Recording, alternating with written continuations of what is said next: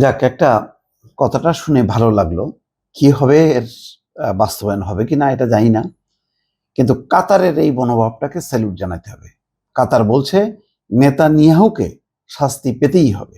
বলা হচ্ছে খবরে ইসরায়েলি প্রধানমন্ত্রী বেঞ্জামিন নেতানিয়াহুকে আন্তর্জাতিক আইন লঙ্ঘনের জন্য শাস্তি পেতে হবে, এই কথা বলছে কাতারের পররাষ্ট্র মন্ত্রণালয়ের মুখপাত্র মাজেদ আল আনসারি।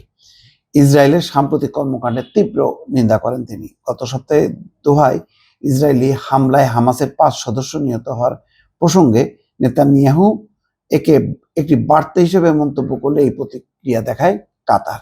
নেতানিয়াহু দাবি করেন এই বার্তা ব্যর্থ হয়নি।